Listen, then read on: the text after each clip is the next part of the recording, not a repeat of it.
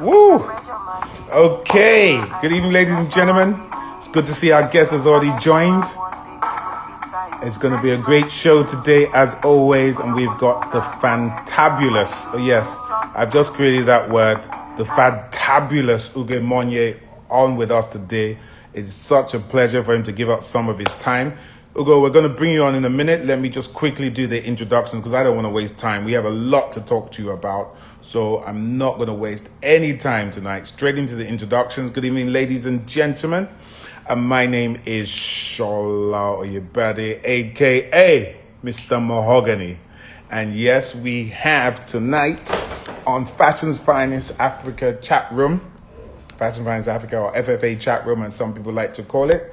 We have the amazing Ugo Monye that's going to be on with us today. So we're definitely looking forward to it.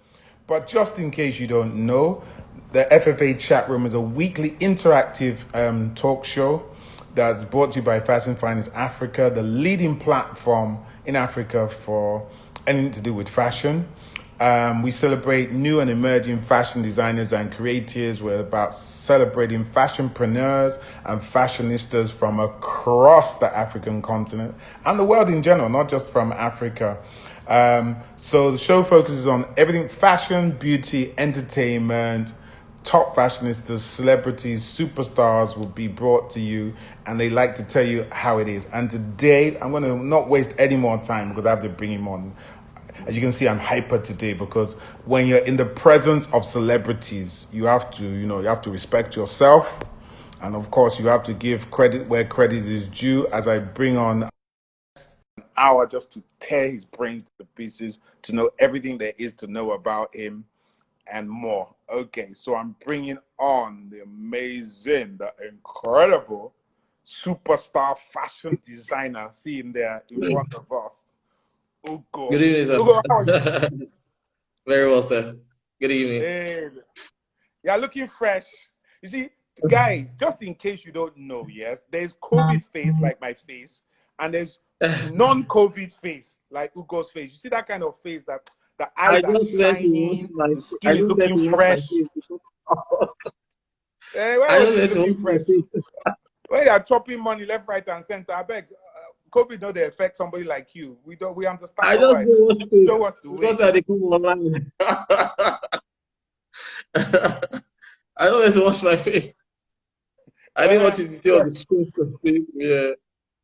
Good evening. You see how they wash it for us? They said, I washed my face. That's why I'm looking like this. I washed my face. He's washing also. You just say, I washed my face. It's okay. We understand. We understand. Anyway, let's get straight into it because we've got a lot to talk to you about today. So, Yes, but I'd like to do an introduction first. So I just want to let everybody know who you are. So Ugo Monye is one of the foremost designers in the fashion industry, and that's without a doubt. And it's not just about in Nigeria, this is across Africa. With many years of experience, Ugo is known for his bold, cutting-edge styles, propelled by the African culture, yet executed with a contemporary contour. Many celebrities have worn his designs, including Ebuka, Chidena, Uti, Alex, and many more. I can't keep naming them because we only have an hour, so I don't want to spend the whole hour just naming all the people he has dressed. So I've just given you a few of them. Ugo, welcome to the show. Thank you. Thank you. So Thank you how has very much. things been with you generally? I try not. I'm sort of anti-COVID at the moment, so I try not to talk too much about COVID. But how has life been with you for the last few months? Well, since March, in fact, when the whole lockdown started, for me, I was like, fantastic. That was in my head because I thought it was just going to be like sweet, you know. So I said this was the time. So I called it in my head that this is a world reset program, you know, for everybody for us to just reset and everything, and let's all re-strategize and hit it back, boom.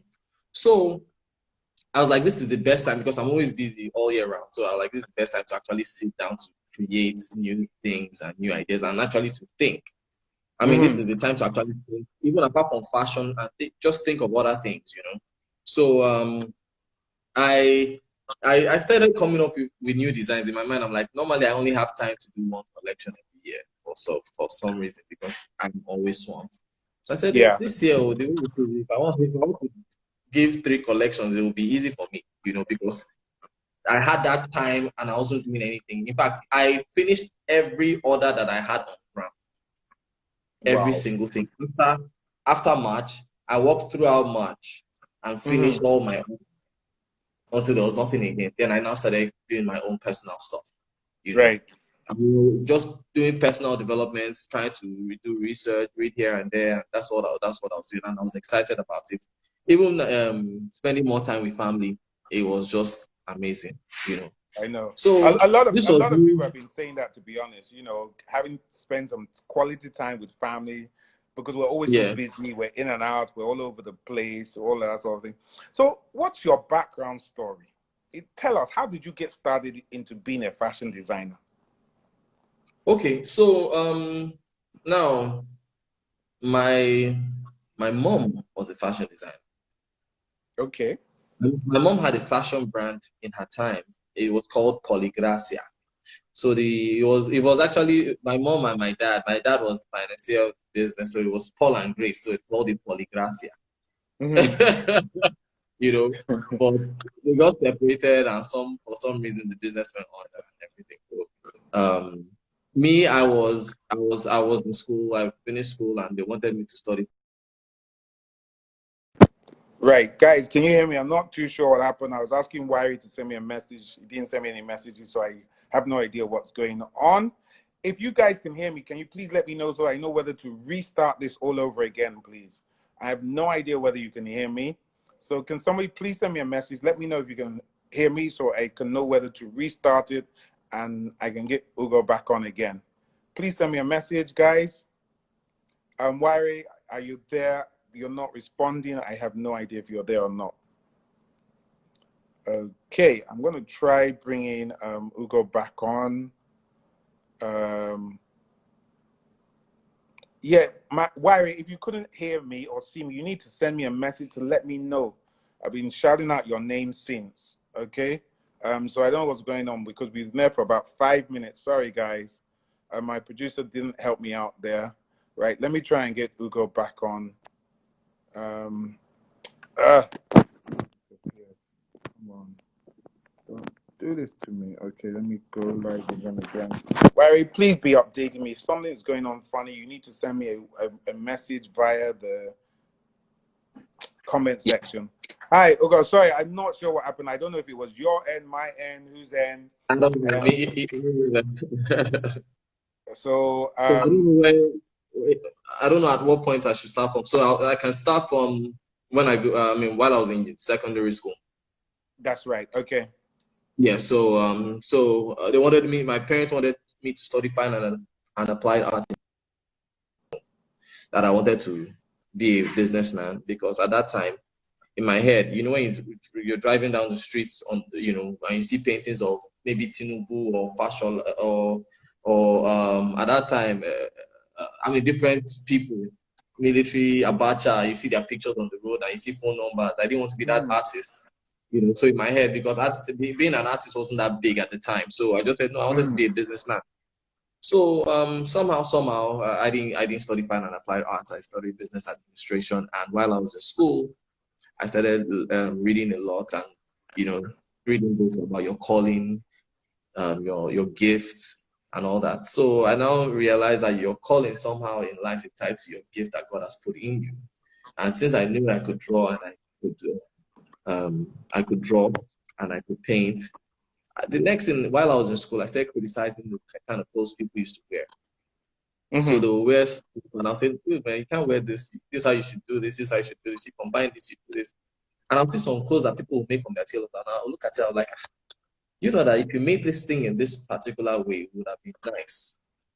So I go home one day from school and I tell my mom, I asked her that, man, is it possible to resurrect some of your tailors back up? I said, why not? That she's still in touch with some of them. And I said, okay, cool. So we now called 2 people and we started making clothes from my mom's living room at the time. So I'll go to school, take orders, take it back home, and make you know. So that was how I actually started, you know. Wow.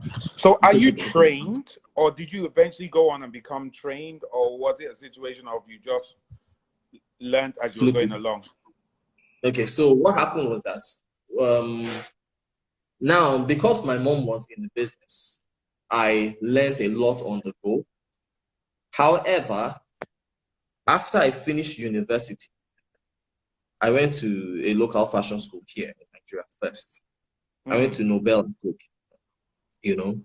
So I was there for a few months to learn the nitty gritty. I knew I could use my hands to do many things, but it's still not the same. You need to just, I wanted to just be sure that I was well rounded, at least at the time. And that was the best at the time for me. You know, that was what I could afford. That was what I could do at the time. So I went to Nobel Africa and I studied. I trained there. You know, then when I finished with Nobel, I started my business full time. Then I started making money, started traveling here and there. I'll go to London, I'll go to South Africa. So there was the time I went to some place in London. I went on Savile Row. Then I went to a couple of popular stores. Then when I went to these stores, when I get into stores, popular names, I'll touch it and I'll be very spiritual. I'll say, Father Lord, I tap out of this will be my story in the name of Jesus. Amen. So that's what I do. I was like, Father Lord, this will be my story in the name of Jesus. So I was going from I won't forget there was a particular day I went to a particular designer's place on Savile, and when I got there, I was like, wow. I remember meeting this guy in Nigeria and me telling this guy that I would like him to mentor me. And now I'm in this guy's store. I Was couldn't that believe Botang? Was it Botang? it. Yeah, it was him. You know. I know So I'm him. now in this guy's store. I'm now in the store and I'm like, wow. You know. So because I wanted to buy trimmings for suit because that time I used to make a lot of suits. I wanted to buy trimmings for suit. So I went to some place, some shop where they sell different trimmings, under collar, different things for suit. So I went there to buy. So from there, I needed colored under collar. So they now gave me one guy's card in some dingy place around the same hood. And then I should go there to go and get anything. Yeah, they have it there. So I now go to this guy's place. Some Jewish guy, old guy. Then I entered. It was in one flat upstairs. Entered there. It was like I was in a movie going to one funny looking place. So when I got to the staircase and I looked up, I peeped into the door, and I saw one old woman, very old, on a machine, and also another guy. In fact, it was a small. I mean, it was just a small workshop of like 5 people, you know. So I now told the guy, and he said, that's someone directed me here, but I see you do a lot of bespoke. Now, this is proper bespoke suit making. Like, you know, not made to measure or not semi-bespoke. This is full bespoke, right?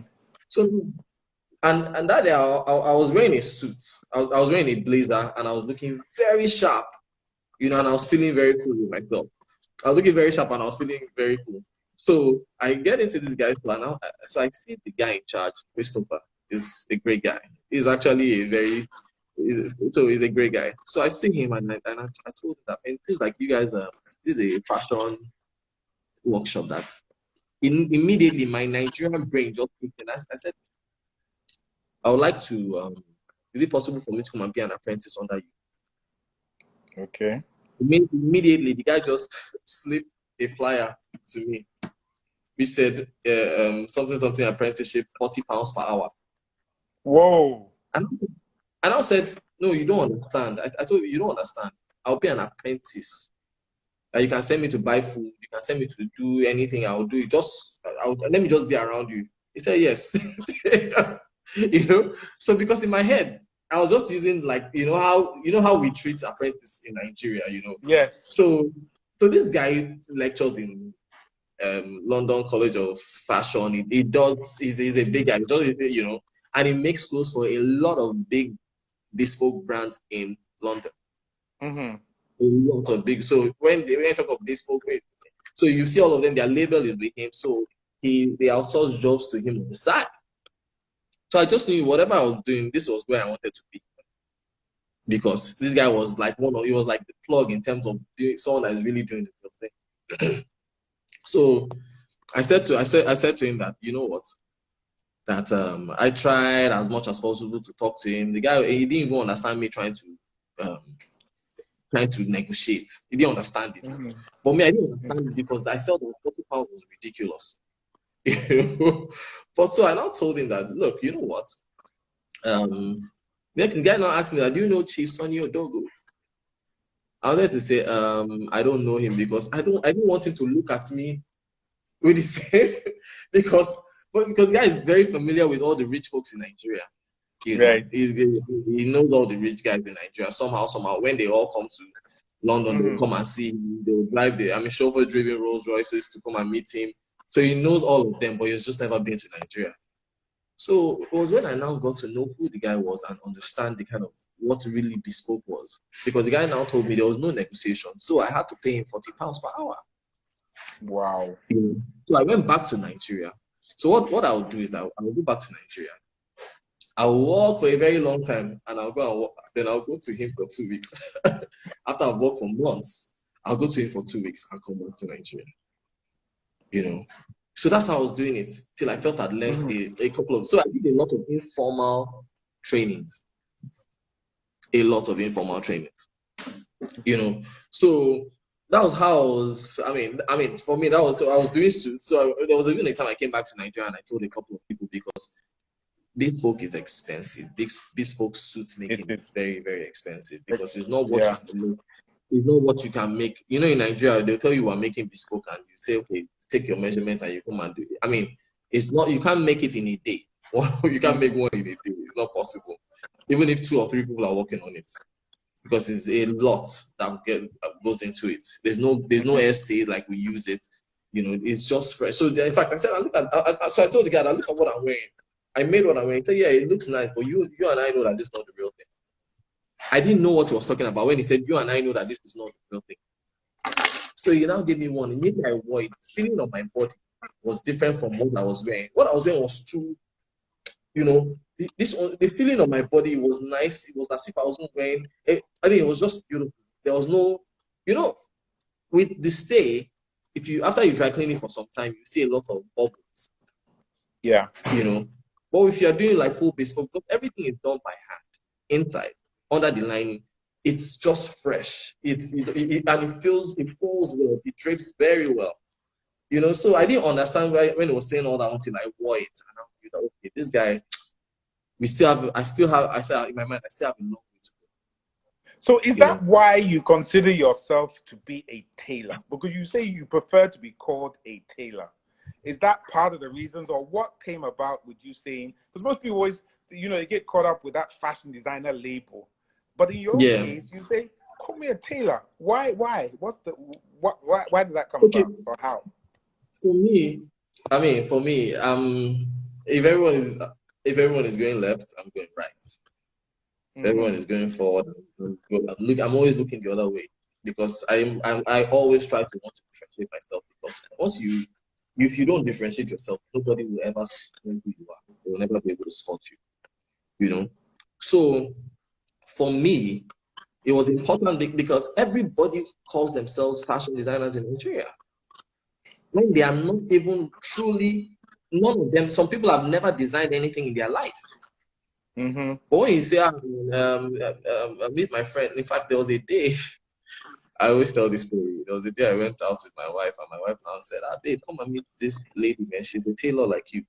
The girl just said, excuse me, I'm a fashion designer. I said, oh, sorry. Oh, sugar. No vex. She meant no harm. that I'm a tailor, that's why. That she meant no harm. That I'm a tailor, please don't be upset, man.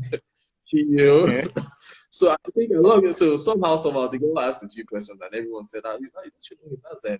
And so the girl came back and backtracked and said, hey, you know what? What's up? How you doing? You know, trying to be familiar. But I don't understand because in the UK, anyone you see that calls himself a tailor, he says it with all pride. Pride, It's serious pride. Yep. It's a big deal to be a tailor. It's a very big deal. But in Nigeria, once you say tailor, hey, they think, man, that you have they've insulted your generation without word.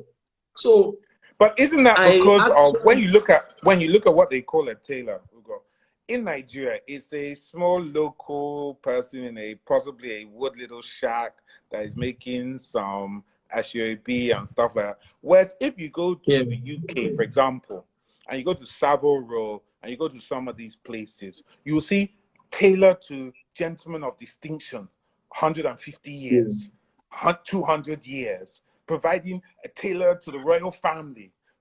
It's seen differently. It is. Is that not the reason why, or is there another reason why people look down on tailors? The thing about it, the way I see it, because Nigeria is still a young country. Nigeria is a young country. The fashion industry in Nigeria is a young industry, and I think we've done very well. Yes, we have. We've done very well, even though a lot of people think, man, that's the value chain is this. That I mean, you find a lot of people speaking a lot of grammar, but in my mind, I'm like, dude, you don't understand. We're not doing badly.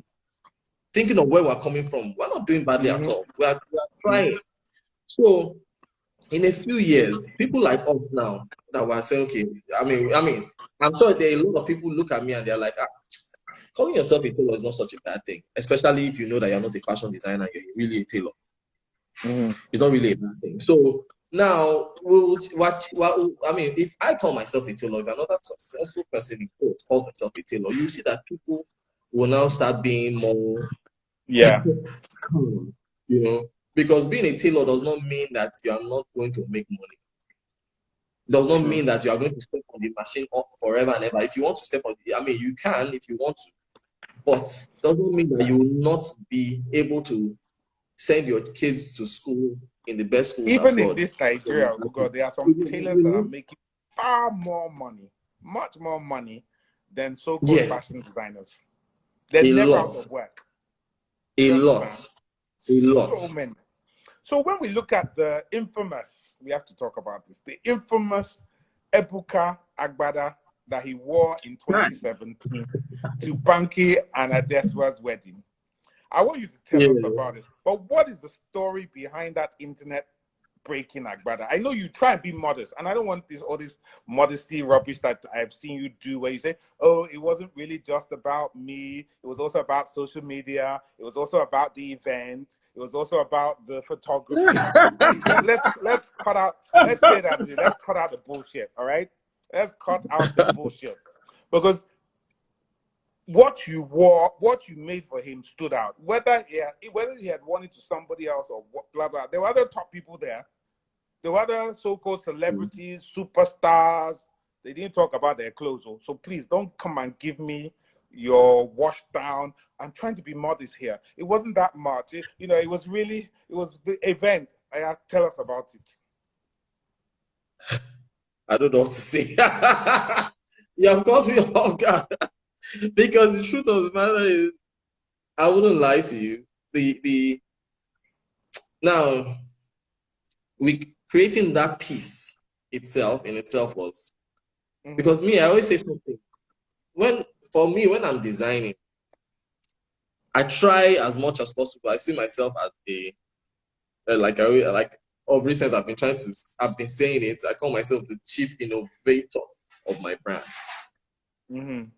Because we invent, we create, we invent new things. So now we look for problems and we try to create solutions for it. This is just not only for business people, or it's not only for IT people, also for fashion people. So the Agbada is a bulky traditional attire that a few of us, people like me, have not still been able to manage. We've not learned the art of managing that whole, the sleeve, the bulkiness of it. Even sometimes I'm wear the Agbada, I'll wear the sleeve. over my neck, and I'm like, oh my god, then I'll wear it properly. So we've still not been able to manage some people have still not been able to get around wearing their agbada. So I said, okay, one day I went to a client's house and I was talking to him, and he's a big guy. I've been making clothes for him, but I've never made an agbada for him. He says, Ugo, I can't be caught wearing an agbada. It's too uncomfortable, it's too big, it's too this, it's too that. And I said, don't worry about it. That, you know what, even I have the same challenge. That what I'll do is that we'll create, I'll come up with something, and I'm sure he'll like it. So I went back to my office, and I was thinking about it. Then the solution I came up with is to do a more pre-done, pre-arranged sleeves, and something that doesn't have to fall off, and you can still, and also you can open, instead of having to throw it over your head, you can open it. And also to add some structure to it so that it actually looks very, So that was what I thought about doing, and I made it. So that design was actually made 2 years before Ebuka wore it. Wow. Yeah, it was only 2 years before Ebuka wore it, and in fact, I made it for the guy, and we had one in fact, he had like 3 or 4 of those pieces. For him to have 3 or 4, if someone that went from wearing 2 pieces, he had like 3 of those pieces, But I now showcased it at a fashion show. Ebuka saw it and called me and said that can we meet up? That I would like to book an appointment. And he came through. And when he came through, he said he wants me to make something for him for the wedding. At the time, I was not even sure. I didn't even know which wedding he was talking about. But he said he's going for a wedding and he wanted me to make something. And he wants he saw what I made for one show. That he would like something like that. I said that why are you doing this? I do know you'll be the best dressed person in the wedding. I said it jokingly, and the guy said, that's the idea. That's why I'm coming to you. I was like, so that was it, and we got on it. We made the clothes. He came for fitting. He loved it. We finished our business. On the day of the wedding, my phone was buzzing off the hook, as in off the hook, and I was like, what's going on? Different people were calling me. The kind of calls I got that day, I couldn't understand it. I was driving to the airport. I almost had an accident because people were telling me that, dude, you need to go online. You need to check Instagram. You need to do this. Check, I'm like, it was serious, man. Like, I've never seen. So immediately I got to the airport. I went to pick up my wife there. I just saw that she needed to drive back while I will be on my phone to understand what is actually going on. So I just took my phone and she drove back, and I was now like, man, this outfit I made for this guy, man, the thing don't catch fire. I don't understand. Then the thing don't catch fire, But because, I don't want to talk about what you said, that is the event, but there are too many things about that period. And for some reason, a few days before that day, I felt so good in my heart. I don't know why. And I was saying, in fact, I've never done an Insta story in my life. So a few days before that day, I was driving, and I did an Insta story with my phone, and I said, man, yeah, I just feel so good. I don't know why I'm doing this. I just feel so good in my heart. I feel something big is about to happen. This was before. I just said it. I feel something big is about to happen. I don't, and I started singing. On Insta story, like I've never done it before till today. I've not done it. I don't know. I don't know if there's any link between the event and that's in the what happened and the way I was feeling. But that was the way I was feeling at the time. So tell me this. So tell me this. Okay, so we know that it was a social media sensation. All right. Your phone was ringing off the hook. There were pictures going everywhere. Everybody, all the guys are now saying, right, this is what we want to have done for us. But from a business perspective, was it just a lot of hype that survived a day, 24 hours, a week, or did it turn into practical business advancement for you. So did business come of it? Did it help grow your business? Did you get better clients? Were you getting better orders? Did it change your business, or it was just a continuation of your business? Okay, fantastic. I mean, your question is one of the most important questions that needs to be asked, really, because people actually get carried in and they don't. Like for me, I'm almost for Nigeria. It was a continuation of my business, Okay. but it added value from my brand globally, internationally. As a matter of fact, for Nigeria, it looks like it's also a continuation. It's as if it's actually kind of, because people are scared to meet me now. Because of the cost. They feel, They think you're going to be yeah, expensive. people are afraid, and if people are afraid to meet me and they don't understand it. What they don't understand is that good soup, as they say, la money kill 'em. You want me to do something. Some people will want me to make clothes. They will tell you they want this exact outfit that this person wore.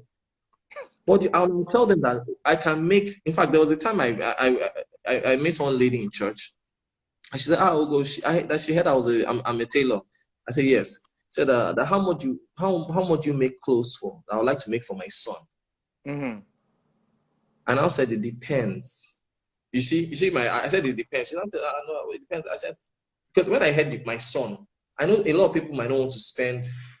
So I said it depends. You can get it for this. You can get it for this. You can get it for that. I said, how much is what you are wearing? Like for example, what you're wearing. How much is what you're wearing? So I told her the price of what I was wearing, and she walked away. But this same person, I was telling her that these are you can get the, because I know that she's a woman and her son is growing. She might not want to spend what I am wearing on my body, the amount of money, because now the kind of material I was wearing, the kind of buttons I use, everything adds up to the cost. So now from that event, I started getting a lot of calls from different people from different parts of the world. Different people from different parts of the world. A lot of people started. I started becoming. People started knowing who I was, who I am. In fact, there was a time I went to London and my Uber driver knew who I was from Bangladesh. Wow. Yeah. So we got talking and he started telling me how that he was from Bangladesh, and I told him I'm from Nigeria. I said, oh man, yeah, that he's heard about Nigeria. I said, yeah. He was started telling me how corrupt Bangladesh is, and I was saying that Nigeria is pretty. I think that maybe Bangladesh might be learning from where I'm coming from.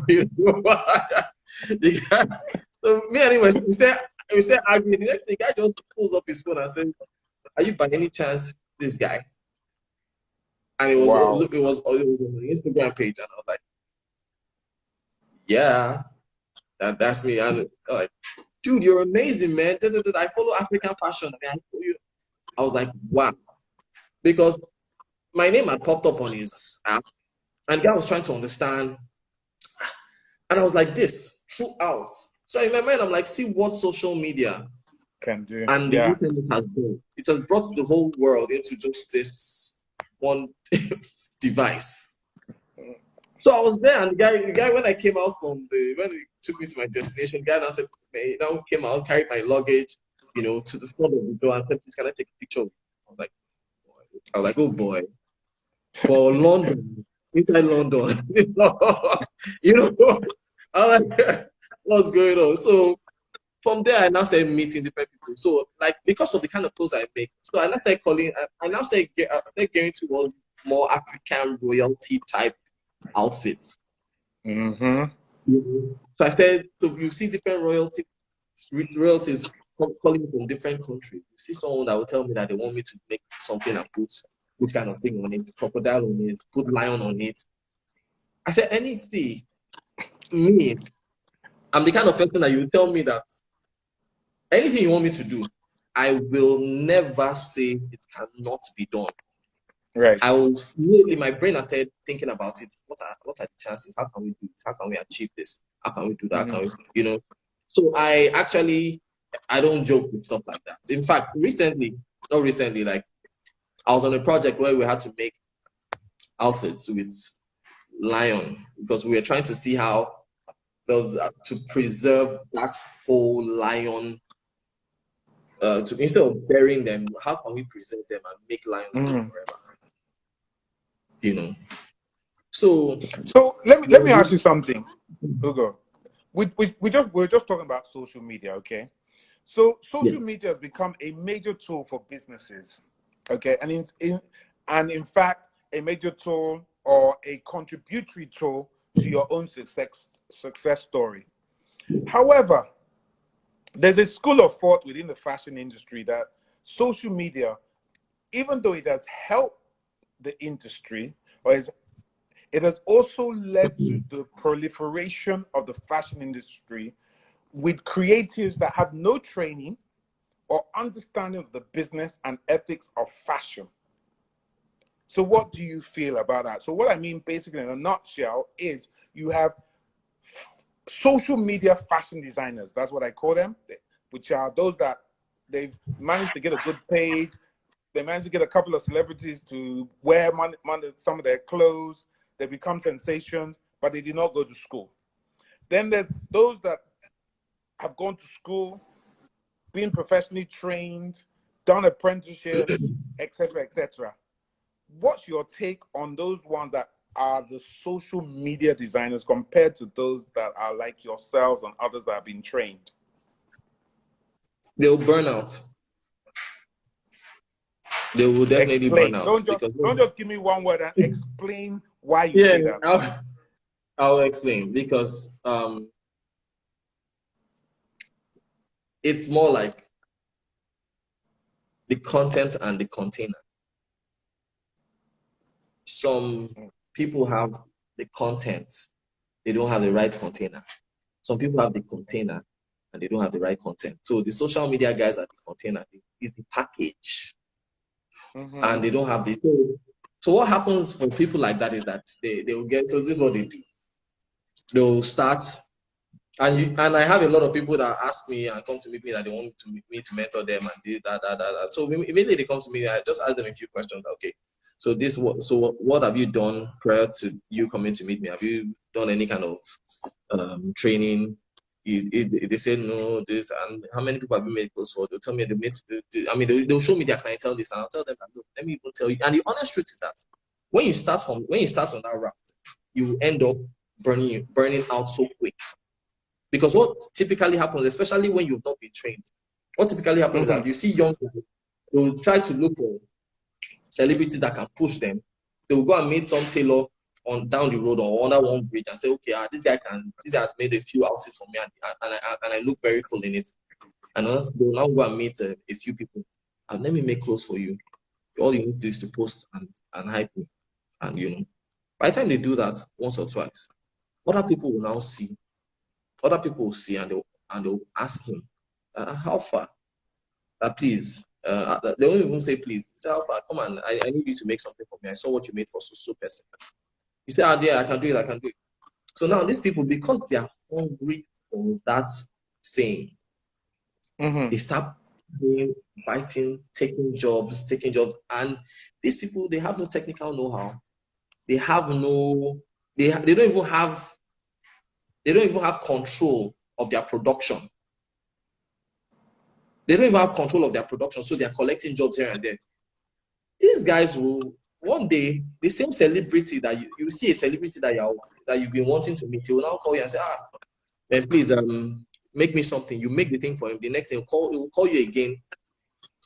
Another day, a day before he has an event. And you know what? I just thought about you right now. You could just imagine Ebuka, who everybody feels is the fashion. He calls you and says, boy, man, I just, that thing you made for me that last month was really nice. I think, but I need something. And the only person I can think of that can deliver that thing is you for tomorrow. And he'll tell you, I beg, man, don't mess me up, man. I'm counting on you. Because you don't want to disappoint him. Because you don't want to disappoint him, you now call that your tailor. Shegun or whatever, you call him and say, Shegun, I beg. Meanwhile, Shegun has a lot of things that he's doing. He has his own work that he's doing. Yeah. Oh, Shegun, I beg, I need you to help me run out on quick trad. I beg. Shegun say, oh boy, I no fit. I did busy. Say, I beg. How much you go collect? Shegun normally collects 5K. Shegun, you now say, I will give you 15K. Shegun will say, okay, bring it. Shegun cannot say no because 15K is a lot for one track for him. Shegun collects it. But now Shegun collected himself. The person that is the clothes that Shegun has been making, the owner is sitting with him in his shop. The next day, you are supposed to collect your own from Shegun. Shegun hasn't even cut it, or Shegun just cut it so that you will not be able to collect it. And you now start calling Shegun. Shegun is seeing your phone ringing, but you cannot pick it up. The next thing, you disappoint this person. Then now you're afraid now to even call him to say sorry, or you're afraid to even see him call you. So you have burnt that bridge. And that's how that person himself, if he hears your name tomorrow, will say, I know that guy messed me up. Yeah. So there's that aspect of not being ready for what you are trying to do, not being ready. Because you cannot not know how to the nitty-gritty of this, and you now start looking for big fish. Because once you get big fish will give you big orders. And once you get big orders, if you cannot manage them, is better you did not even start it at all. True. It's the same thing that happened to me. I remember when I was in Nobel Afrique at the time, I'd finished from Nobel Afrique, and I got an invitation to participate in London Fashion Week. And in my mind, I was like, what do I want to do there? As in, because I was like, what do I want to do? It's not about the design. I knew that my back end was not sorted. So there are some things that you will do that it will be more harm than good for you. So I knew that if I went there now, I go to London Fashion Week, I showcase at the event, and now everyone is I'm seeing buyers that are telling me, okay, they're coming to meet me. Is it possible for you to produce 2,000 pieces, just 2,000 or 2,000 pieces of this particular design for us in a week? Is it possible for you to? And I know that I do not have the capacity. However, there's Tinubu Square that has a hub, like the hub for tailors. I should be able to run it there. I'll just push it to like 100 different tailors that will give me 100 different different measurements. Exactly. That order will never be taken. So immediately, and if you are dealing with Igbo people, immediately you carry your thing to them. Your name in the industry has scattered. So I knew I wasn't ready. So there was no need for me to showcase, because I've never done anything because of the internet. I've never till tomorrow. I've not done anything because of the internet. So even at now, as I'm speaking, I will not do anything because I am trying to. If I look at it and I know that I cannot meet up, structure, production wise, I can't. I'll just pipe down, because my brand, my name is better than any amount of money that anybody can give me. It's true. I mean, there's so many comments, guys. I can't get to all your comments because I got some very crucial questions, one or two left before our time finishes. So we appreciate all your comments. I've been reading them, but I just can't get to them. And you know, when Ugo's in the flow, you can't interrupt him because you know how he likes to flow. You know, he's like a boxer. He's just ducking and diving, and the flow is just going. So we have to just leave him. So my question that I think a lot of people would want to know, because it's kind of more or less my last kind of question just before we round up, is this. As a designer, tailor, whichever one you want to use, in Nigeria, what are, from a business perspective, personal perspective related to the business, challenges that you face whilst conducting business in Nigeria? Ugo, say it as it is. Don't pull any punches. Just let us know what it's really like. Because a lot of people look at you and say, it's okay for him. Oh, he's a big boy. He's a big fashion designer. He's making tons of money. There's no problem.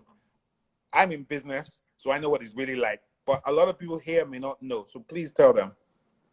So now, problem there, sometimes I won't have any money. in my accounts. Talk So to me.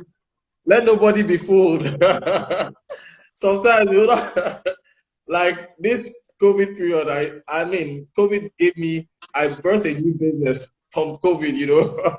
Because when I saw that money wasn't coming, I said, no, we need to, you know. So, you know, for me, everybody needs to really, any business at all, is apart from fashion, anything that is not value based will have an issue. If you're not giving value, you have a problem. And if it's not something you really, really want to do. So that's the reason why people think that Ugo is balling. In fact, I can tell you, a lot of people will think people think I'm bigger than who I am because I'm always smiling and you know, I don't have any problem in quotes, because even if I don't have anything, I'm fine. I'm very good. Because my business is, in as much as it's a business, I have a family. It's also like a ministry. I really, really, really enjoy what I'm doing. I really, from the bottom of my heart, enjoy what I'm doing. I like the fact that I look at my staff and I see my staff and I know the way these guys were when they came to me, and I know who they are now. And I know that, okay, families are tied to this business. It's just not about me, it's about so many people. Unfortunately, it's not the same way some of these staff look at it from their own end, you know. So one of my major challenges is staff. You know, one of my major challenges is staff. Because no matter how much you try to share your vision, I don't know, maybe I need to go to a school that can help me to communicate my vision properly, you know, because I've been to different places, I've gone to different people, I've been to different places, home and abroad, and not home, sorry, abroad. Whereby, because you know, Nigerians are generally very, very, we're very bullish. Everyone feels that they can do whatever you are doing and do it better. So everybody that is working for you wants to be you. Everybody that is working for you wants to be you. So so it's hard. The turnaround of staffing is very, very high. The rate is high. So that's one of my major issues, you know, staffing. Okay. Apart from that, I won't lie to you, apart from that, because I'm doing really what I love, I might not have 30 billion in my account, but because I'm doing what I love, I'm fine. Every other thing is not even an issue for me. Every other thing is not an issue for me. Then another thing is that, you know, because for me, I'm also learning. I'm also learning in the place of, you know, when you're being a creative, you need to think about it. What do you want to make money, or do you want to be popular? So even in putting stuff out there are some things you can put out there that when people see, they'll say, this guy is a bad guy. But how many people will really order that outfit? You know? But you can now say, okay, I can do something that is, so everyone just needs to study their market and understand their markets. And once people can study their market and understand it, they are good to go. You know? So the before green I had haired the lady. issue. Sorry, go on. Continue. Go on. Continue. So before I had the issue of not even understanding what I should put out there, because I just needed people. I needed to express myself. I just needed to express myself what was on my Instagram, which is good, but there's time. You have to plan it well so that you balance it. Sometimes you throw in this, and you dangle another thing, you throw in another one. So you need to just understand it. Okay, I want to ask you two quick short questions from our viewers. The green-haired lady says, Ugo, is there a potential market? Try and keep your answers not too long because we only have a few minutes long. Okay. For virtual designing in the industry. So the question is there a potential market for virtual designing in the industry? Yes, absolutely. Absolutely. There's a potential for every single thing, because you know, fashion in Nigeria is too young. The value chain. There are too many things that we have not even harnessed in fashion in the fashion industry in Nigeria. You know, because everybody just thinks about fashion designing, but there's so much more. But there's so much. I mean, everybody just thinks about owning a fashion brand and calling themselves designers, but there's so much more. You know, Right. like I said before, that. So in my mind, I know that I'm not thinking. I'm thinking in the line of a growing fashion industry, because for us, for this business to outlive me, so that when I pass on, the brand doesn't go. Yeah, that's right. We need to it needs to be appealing enough for a 20 something year old boy to want to say, okay, I want to take on the job of the creative director for Ugo Monye. You know, it needs to be appealing enough. So everything. I mean, we need to. This is, in fact, what we are doing. This our generation is the foundation. What is the formative years of real fashion industry in Nigeria? Because True. if I think I'll be 50 and I'll still be doing the creative director of Ugo Monye, it's a joke. It's a joke, because who do I want to design for? My folks that would be, you know. So there's still so much, even virtually marketing, merchandise. There's so much that has not been done in Nigeria, but we are, well, I mean, we're doing okay at the pace in which we're going. We're doing all right. Kaide asks, how do you cope with people asking you to reproduce other designers' designs? I don't do it. For me, I do not do it because of where I am, the position. If people, in quotes, if people look up to me, there are some things that shouldn't be caught doing. So so what I do, what I can do is I'll just tell them, okay, is this what you want? Let me do something similar to it. But for you to send me that you want this design and for me to produce it is not possible. Can I do something similar? Yes, I can do something similar. But I will not do it because the position which I'm sitting, I don't want any funny. I can't. I Okay. can't. Ugo, it's been absolutely fantastic. I mean, I could go on. I know people could go on with you for another hour easily. All right, but it's late in the evening. You got a family to look after. I'm giving you 2 minutes. Yeah, 2 minutes Yeah. to say anything that you want to say about either advice to people, things people need to bear in mind, how you see the industry, how you see yourself, where you're going, things to look out for. Anything you want to talk about. Open mic for you. 2 minutes. You got it. Your time starts now. Okay, for me, I always say anyone trying to get into the fashion industry, first thing they need to, I mean, this is the basic of your whole life. Who is your target market? Once you can understand who your target market is, that defines your whole brand.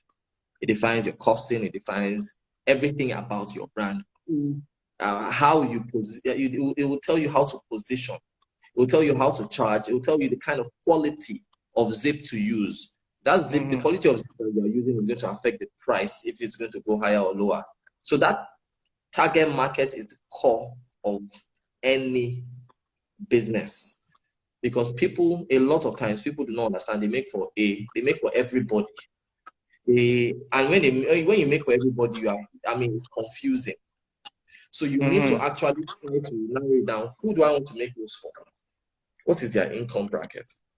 Understand that, then you will know how to position even the kind of design, even your kind of design, the kind of design that will appeal to them. You would know the kind of price you will know. I mean, it just guides you and gives you a soft landing, you know. And I wish everyone the best. Really, you know, the industry is growing, and I know that there's a lot more that we can do as a country.